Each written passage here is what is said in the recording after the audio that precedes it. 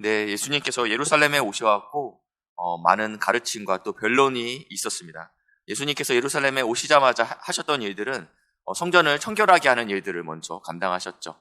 성전에는 굉장히 중요한 수입이 있었습니다. 어떠한 수입이었냐면 제사를 드리는 제물을 파는 일들을 성전 안에서 관리했었습니다. 흠없고 순전한 것들을 하나님께 드려야 되기 때문에 고르고 골라서 예루살렘에서 예배를 드리기 위해서 자신의 지방에서 이 양과 소를 가지고 왔다면 이 양과 소가 정말 흠이 없는지 제사장들이 판별을 해야 했습니다. 그렇지만 그 당시에는 제사장들이 그 멀리서 자신의 집에서 기르고 가지고 온 양에 대해서 흠이 있다 판결했습니다. 그러면 이 예배자는 이 양을 제물로 드릴 수 있는 상황이 아니었죠. 그렇기 때문에 성전에 와서 다시 흠이 없는 양을 사야 됐습니다. 흠이 없는 소를 사야 됐습니다. 그래서 이것을 이방인의 뜰에서 사고 파는 일들을 했었는데 마치 이런 거죠. 우리나라 학교 매점에 들어가기 위해서 굉장히 많은 돈을 학교에다가 지불해야 되는 것처럼 내가 성전 뜰 안에서 양을 팔기 위해서는 제사장에게 모종의 거래가 있어야 됐습니다. 그러면 제사장은 장사가 잘 될수록 거기서 얻어지는 수입으로 자신의 부를 축적했습니다. 그러니까 밖에서 양을 가져오는 것이 흠이 있던 없던 중요하지 않았습니다. 네, 자신의 이득을 채우는 것들이 중요했기 때문입니다. 그러므로 인해서 교회가 성전이 점점점 부해졌습니다. 두 번째는 성전세를 거두었습니다. 성전에서 통용되는 돈은 달랐습니다. 그러니까 밖에서 쓰던 돈을 헌금을 내야 했으면 반드시 성전에서 사용되는 동전으로 교환해야 됐다라는 것입니다. 여기서 생기는 어마어마한 환차익이 발생됐습니다. 그래서 주님께서는 그 성전 안에서 뒤집었던 것입니다. 아버지의 집을 장사하는 집으로 만들지 말라 뒤집었죠. 이런 모든 것들이 지도자들에게는 사실은 굉장히 갈등이었습니다. 네, 교회가 잘 운영되고 있는 것 같은데 이 젊은 청년이 와서 교회를 향해서 장사하는 집으로 만들지 말라 그러면서 이 성전을 뒤집었을 때 많은 무리들이 예수님께 찾아와서 변론하기 시작합니다. 그리고 그를 넘어뜨리기 위해서 찾아왔다라고 하면서 이제 오늘 본문이 또 시작되는 것입니다. 성전에서 예수님께서 지금 가르치시고 있는데 38절부터 저희가 40절까지는요. 마태복음 23장에서 좀 더 풍성하게 자세히 기록하고 있기 때문에 마태복음 23장으로 우리가 잠시 넘어가겠습니다. 성경책 한번 찾아보시겠어요? 마태복음 23장입니다.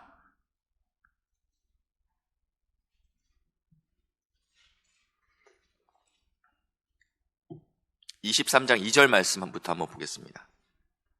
서기관들과 바리새인들이 어디에 앉았다고 표현되고 있냐면 모세의 자리에 앉았으니, 네, 그러니까 가장 중요한 자리에 앉아있죠. 상석에 앉아 있습니다.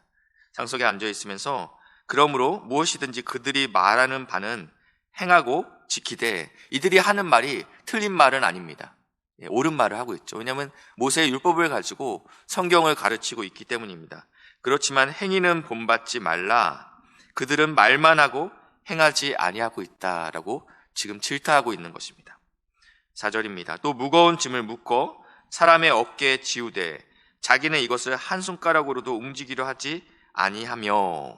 그러니까 말은 옳습니다. 이렇게 살아야 됩니다. 이렇게 순종해야 됩니다. 말은 옳지만 본인은 그렇게 순종하지 않고 있다. 말은 하고 있지만 그렇게 살고 있지 않음에 대해서 말씀하고 있습니다. 그러면서 5절에 그들의 모든 행위를 사람에게 보이고자 하나니, 하나님께 보여야 되는데 하나님을 경외해야 되는 자리에 있음에도 불구하고 누구에게 보이는 것을 즐겨하냐면 사람들에게 어떻게 보이기를 원하는지 지금 보이고 있습니다. 그러면서 남들과 구별된 옷차림을 하고 있죠.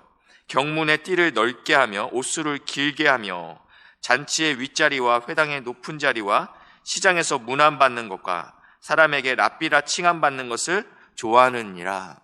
선생님, 그리고 선생님 존경합니다. 많은 사람들이 이렇게 인사할 때마다 그것들을 굉장히 지금 즐겨하고 있다라고 표현하고 있습니다. 13절로 넘어가겠습니다. 화 있을진저 외식하는 서기관들과 바리새인들이여, 너희는 천국문을 사람들 앞에서 닫고 너희도 들어가지 않고 들어가려 하는 자들도 들어가지 못하게 하는도다. 얼마나 무서운 명령을 하고 있습니까? 당시의 종교 지도자들이 이랬다라는 것입니다. 네, 그들의 말이 틀린 것이 없습니다. 그렇지만 그들의 삶이 그렇지 못했음을 예수님께서 엄히 경고하고 사람들에게 율법의 무거운 짐을 지어줬다는 것이죠. 제가 어저께 말씀드렸는데 율법을 613개로 잘게 쪼갰다고 말씀드렸어요. 이것들은 어떻게 지켜야 되고, 이것들은 하지 말아야 되고, 저것들은 해야 되고, 그러면서 어떤 것이 더 중요한 것이며 율법을 아주 세세하게, 그래서 백성들을 이렇게 올가맸다라는 것입니다. 23절로 보겠습니다. 화 있을진저 외식하는 서기관들과 바리새인들이여, 너희가 박하와 회양과 근치의 11조는 들이되 율법에 더 중한 바 정의와 국률과 믿음은 버렸도다. 그러나 이것도 행하고 저것도 버리지 말아야 할지니라. 아멘. 사실은 계속 이제 외식하는 서기관과 바리새인들에 대해서 예수님께서 23장 전체에서 다루고 있습니다. 근데 오늘 본문에서는 좀 짧게 다루고 있죠. 저희 다시 오늘 본문으로 넘어와서요. 마가복음 12장 40절 말씀인데요. 그들은 과부의 가산을 삼키며 외식으로 길게 기도하는 자니. 과부와 고아는 그 당시에 사회적인 약자였습니다. 여성이 직장을 가질 수 있는 사회가 아니었기 때문에 과부가 된다라는 것은 수입이 끊겼다라는 의미죠. 그렇지만 이런 약자를 마땅히 보호해야 될 율법사와 또 서기관들이 그들의 가산들을 삼키고 있다, 이렇게 표현하고 있습니다. 그 문맥 안에서 저희가 41절을 한번 보려 합니다. 이게 이제 내일 본문과도 사실은 연결되는데요. 오늘은 과부의 헌신과 헌금에 대한 이야기를 41절부터 다루고 있습니다. 예수께서 헌금함에 대하여 앉으사, 이스라엘의 그 성전에는 유대인 남성의 뜰이 있었고, 물론 이제 제사장의 뜰이 먼저 있었고, 제사장만이 들어갈 수 있는 공간이 있었죠. 그리고 유대인 남성이 들어가는 공간, 그리고 유대인 여성, 그리고 이방인의 뜰, 이렇게 구분되어 있는데, 이방인의 뜰에서 이제 장사가 이루어졌고요. 그리고 유대인 여성의 뜰에서 거기에 헌금함이 준비되어 있습니다. 미시나에 보니까 유대 문헌입니다. 이 여인의 뜰에 헌금함이 있는데 총 13개의 헌금함이 이렇게 있었다고 합니다. 13개 헌금함이, 제가 이미지 좀 부탁드렸는데요. 예, 저렇게 생겼습니다. 이게 이제 철로 만들어졌죠. 그러니까 당시의 모든 그 돈들은 주화죠. 그러니까 동전입니다. 동전인데 저 나팔 모양처럼 되어 있는 저 헌금함에다가 동전을 집어넣을 때는 자연스럽게 나는 소리가 있죠. 땡그랑 땡그랑, 이게 내려가면서 계속 이 소리가 들리겠죠. 그러니까 모든 사람이 알 수 있게끔, 이분이 헌금을 적게 했다, 많이 했다, 알 수 있는 상황이었습니다. 감사합니다. 이제 내려주셔도 됩니다.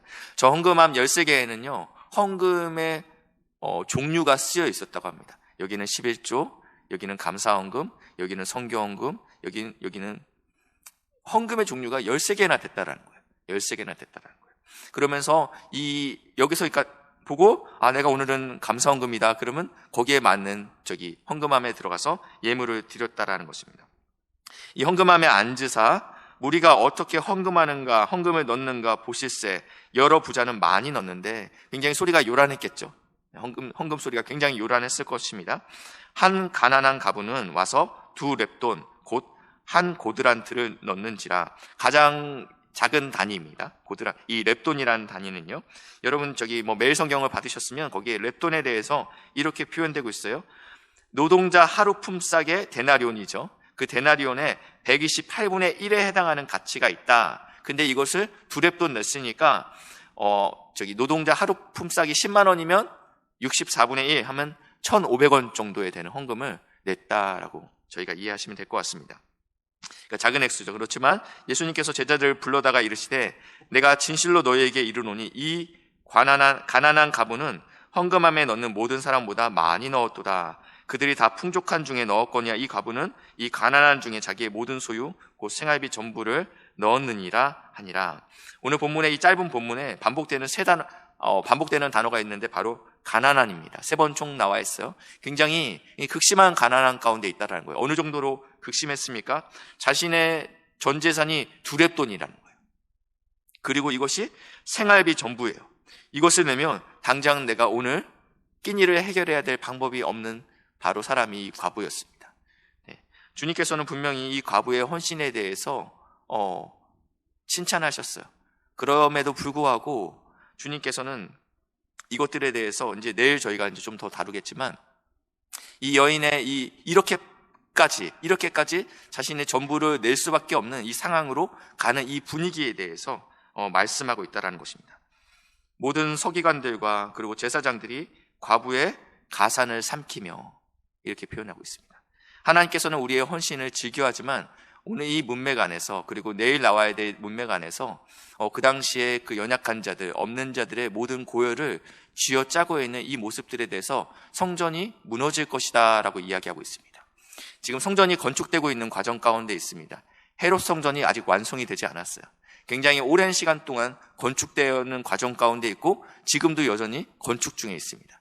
많은 건축 헌금이 쓰여지겠죠. 많은 예물들이 필요하겠죠. 그렇기 때문에 선포되는 메시지는 계속적으로 헌금에 대한 강요가 있었을 것입니다.